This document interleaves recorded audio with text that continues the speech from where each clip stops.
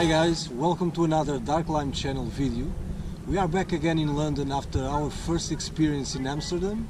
We couldn't miss this band, Austin Gold.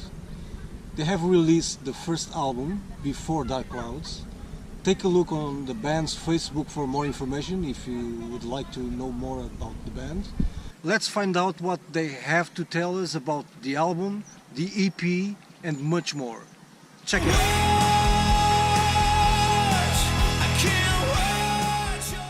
When we had this idea of like forming this band, it's all based around our love of like blues and soul and sort of just real sincere music, which we decided to get together and just start playing some like sort of choice covers and everything. And then the synergy between the band was so apparent within like 2 rehearsals. I just started to write. I tend to write the nucleus of the songs. I write the music and lyrics, take it to the band, and then the song just develops massively. Everyone brings so much to the page, and it quite often can end up in a different area where sort of my initial idea was. But that's the joy of the band. Everyone brings in something fundamental, not only to their corner in the band, but collectively as a unit. So. After working with our producer Andy Hawkins, he said about simplifying everything. So from now on, every time we're writing some new stuff, we've got a bunch of new tracks for some new songs we're working on, and then there's one particular song I had a real kind of idea. It was a groove for Chris, and Chris just went completely straight on it, completely made the track. The song is alive now, so it's just stripping everything back. So everyone's got the corner. It is a real collective.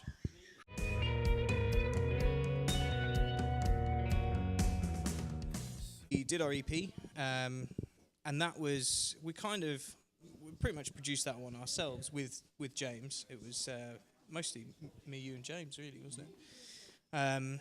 And it was the same deal, really. Everybody played their parts. Everybody had their own parts to play, and that's what came out of it. The album that is to come should be around middle to end of June, hopefully. That was obviously a much longer affair, and we had a producer called Andy Hawkins in on that one, who is fantastic. Not only a great producer, a great engineer, great mixer, he's also a fantastic musician.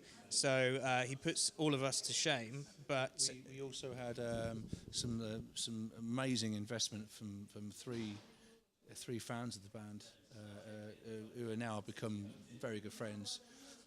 Who enabled us to really explore sort of the lengths that the band could go to in a beautiful studio. So it was a real pleasure. That was amazing. And as Jack said, that's coming out early summer. So wrong, show me why you're the wrong. I think it was definitely an all-dayer, and it was on the back of a trailer, like an open air thing. And we turned up. We had some. The sound crew were. Interesting to say the least. They'd forgotten like half of their PA, and it was just bodged. It was really shit in general. But they did have AA cards. They had like AAA laminate passes. Where that got them, I have no idea. I don't. But yeah, it's everything was mic'd up, and it's just. I said to Dave actually, the quote, "I've never heard the wind sound so shit." You're the wrong way. For me, it's. Any stage that is big, we've always, ever since we started writing and particularly recording the album, we said this, we really feel that this album is made for arenas, whether that's a support slot or headlining one day, which would be incredible. But, I think the atmosphere and the energy that an arena brings would just suit this music perfect, We'd feed off that. Yeah, absolutely. And any big stage, we're in really early stages of touring this album, so we'll really tour it, we'll push it, and hopefully get in lots of different venues. But yeah, arenas would be the one,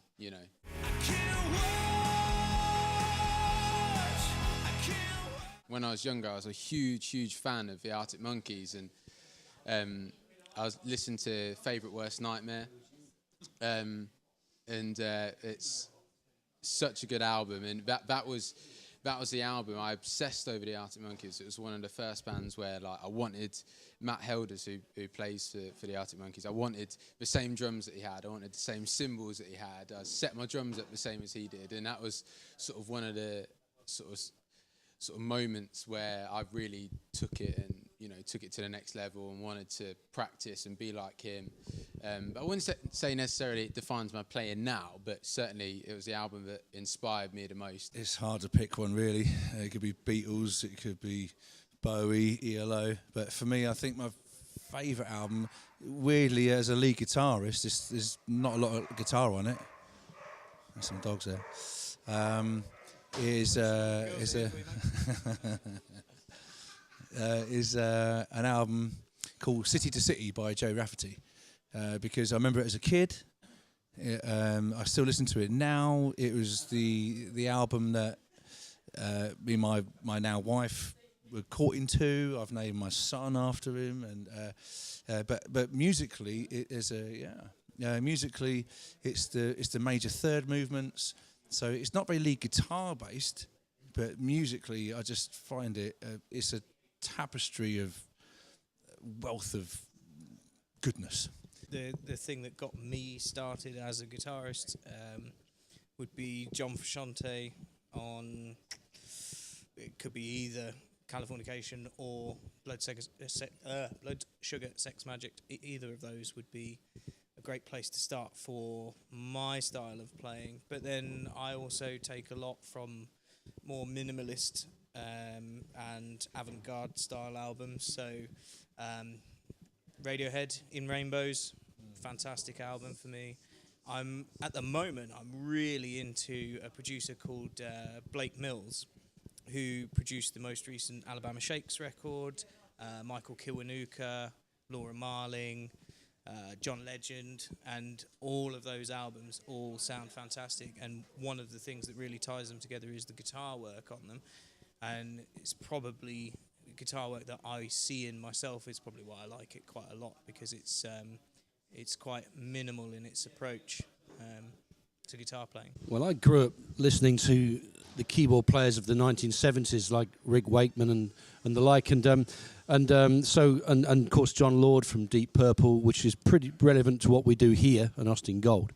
But the keyboard player that has influenced me the most would be Mark Kelly from Marillion, because what he showed me was the subtleties that keyboards can bring to music. He experimented with different sounds, and that's absolutely fantastic. Keyboards bring another dimension to a band that perhaps no other instrument can bring, because you've got so many sounds at your disposal. So Mark Kelly, Marillion, was the guy that really inspired me. And any album by Marillion really is just really, hits my spot. For me, it's probably, I've said it before, but it's the Appetite for Destruction, Guns N' Roses. From a guitarist point of view, from a bassist perspective, I would say Schism by Tool. Justin Chancellor's just phenomenal bass player, and his tone is just to die for.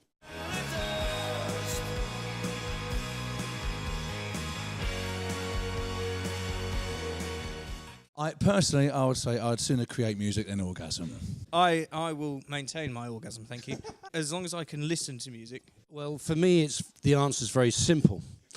I'm far too old to orgasm, so it's making music every time for me. Thank you. That music it is. It's music every time.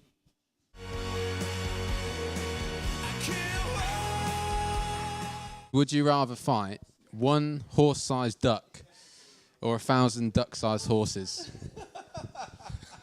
So on behalf of Austin Gold, we've got a very exciting year coming up. We've got loads of shows happening. We've got the album coming out. It's really exciting. We really appreciate all the support from all our fans so far, and we hope to accrue some more. So we hope to see you on your road, and big love. Peace out.